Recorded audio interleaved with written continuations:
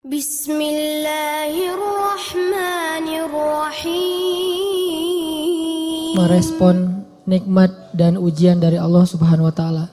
Kan biasanya kalau kita ngomongin tentang nikmat identik dengan syukur ya. Terus kalau ujian identik dengan sabar. Tapi nggak selalu kayak gitu keadaannya. Kadang-kadang nikmat itu bisa bikin kita GR. Ujian bisa bikin kita salah sangka kepada Allah Subhanahu wa taala. Seolah-olah Allah kalau kasih ujian itu kayak nggak suka sama kita.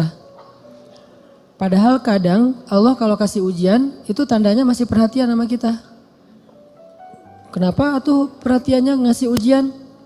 Bisa banyak banget alasannya, bisa pengen ngapusin dosa-dosa kita, bisa pengen ngangkat derajat kita walaupun kita nggak usah terlalu kegeeran ke sana, minimal menghapus dosa-dosa ya. Bisa juga emang mungkin hanya dengan cara dikasih ujian kita rajin beribadah.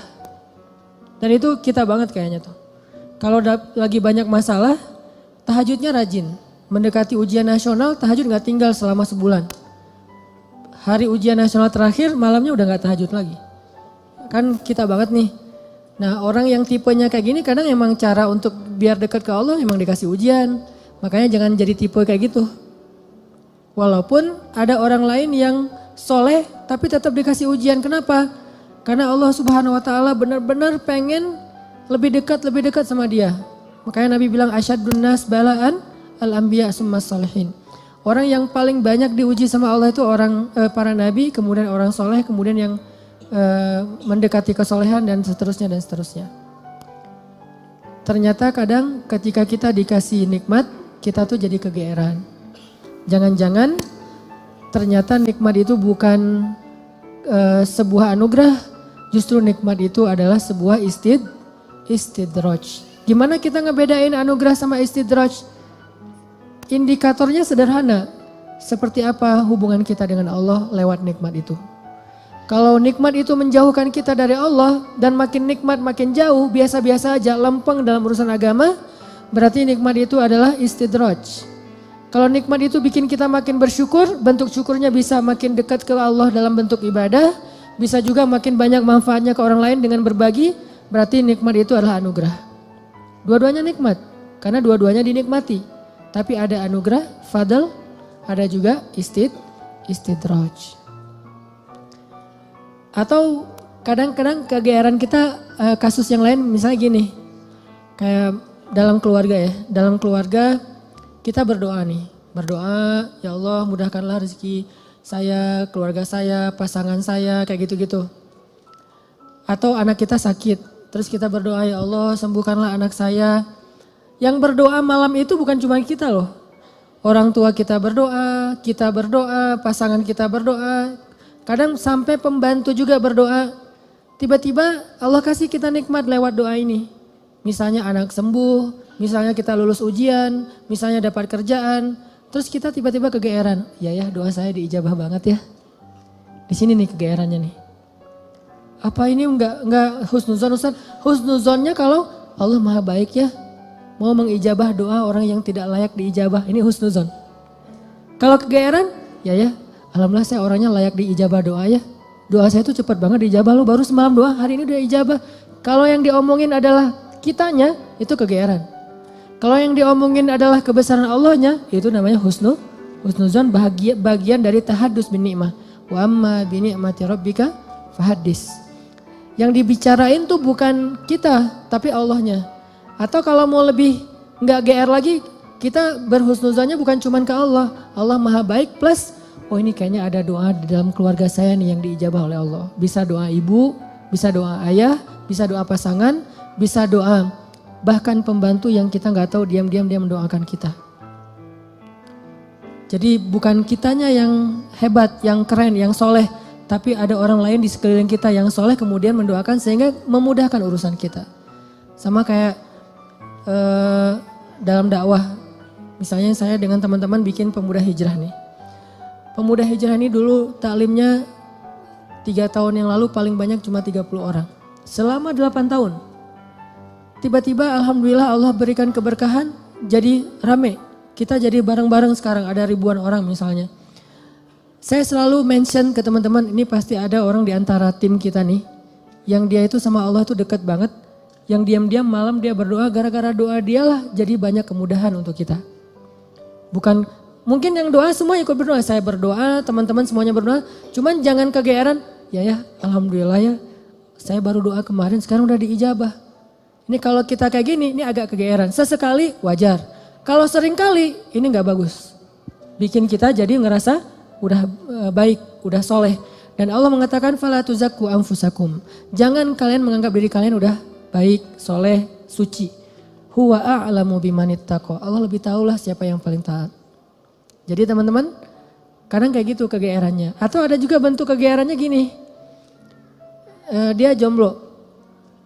Udah gitu ngelamar cewek hafizah 30 juz.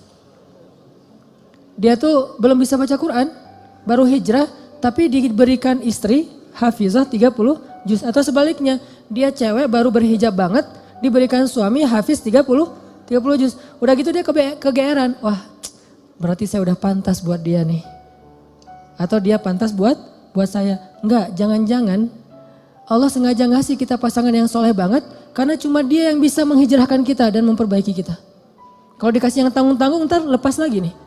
Makanya dikasih yang gak tanggung-tanggung. Sekalian aja yang paling soleh, yang paling taat, yang paling berwawasan agama luas. Sehingga kita disuruh belajar ke dia. Bisa kayak gitu. Padahal yang datang ke dia itu banyak. Ada yang sama-sama hafiz. Kenapa yang lebih baik dari kita hafiz gak diterima? Karena udah sama-sama soleh. Terus siapa lagi yang perlu diperbaiki kan? Bisa jadi kita justru ketemu dengan orang yang keren. Karena Allah pengen memperbaiki kita dengan lewat orang itu. Ini biar kita gak kegeeran. Ustadz, kenapa sih harus gitu-gitu amat? Karena itulah sifat orang yang beriman. Coba teman-teman buka surat orang-orang beriman. Surat apa? Al-Mu'minun. Surat orang-orang beriman. Surat 23 ayat 60. Itu sifat orang yang beriman. Surat 23 ayat 60. Bismillahirrahmanirrahim.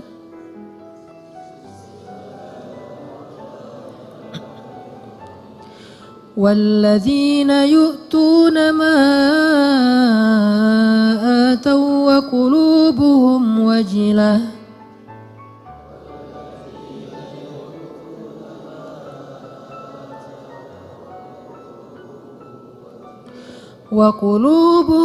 وجلة أنهم إلى ربهم راجعون.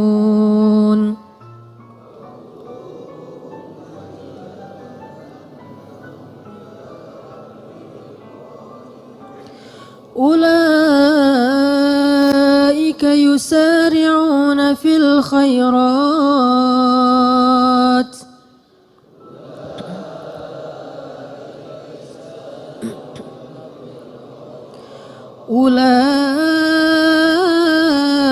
يسارعون في الخيرات وهم لها سابقون.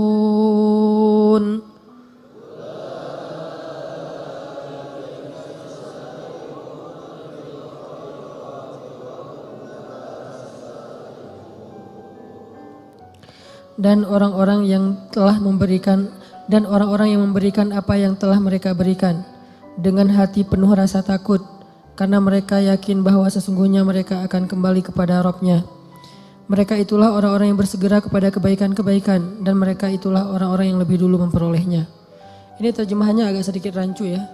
Karena kalau kita baca tafsir bukan memberikan, melakukan. Jadi ketika ayat ini turun, Aisyah nanya kepada Nabi apa tafsirnya. Walladzina yu'tuna ma atau wa qulubuhum wajilah. Dan orang-orang yang telah memberikan apa yang mereka telah berikan sedangkan hati mereka masih merasa takut. Aisyah nanya, maksudnya apa ya Rasulullah? Kenapa mereka takut? Apakah mereka melakukan dosa-dosa? Apakah mereka bermaksiat sehingga mereka menjadi takut? Kata Nabi, bukan. Maksud melakukan atau memberikan di sini adalah mereka udah sholat, mereka puasa, mereka sedekah. Jadi bukan cuma sedekah ya, semua amal soleh. Mereka udah bantu orang. Jadi mereka itu udah banyak banget ngelakuin kebaikan. Sedangkan hati mereka wajilah. Masih merasa takut. Takut apa? takut ketika kembali kepada Allah, gak sanggup menghadap Allah dengan amal yang sedikit. Coba bayangin, udah banyak amal masih takut menghadap Allah, wajilah. Gimana lagi kalau berbuat dosa, beramal aja masih takut sama Allah. Kalau kita kan kadang-kadang ngerasa takut ke Allah itu kalau habis buat dosa ya. Dan ini juga bagian dari iman, keren sih. Cuman iman kan berderajat-derajat. Lahum darajatun inda rabbihim. Orang beriman aja bertingkat-tingkat.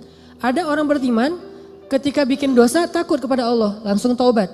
Ada yang lagi yang lebih tinggi, lagi berbuat baik takut sama Allah. Kenapa? Dia ngerasa amal baiknya tuh sedikit dan waktunya terbatas. Dia pengen berbuat yang banyak tapi nggak punya waktu, nggak punya merasa lemah, merasa tidak maksimal, merasa belum memberikan semua hak Allah, merasa kurang, merasa belum istimewa, belum sempurna. Ini orang yang walladzina yu'tuna ma atau wa qulubuhum wajilah. Syukran ya Rabbi, syukran hadaita qalbi, syukran.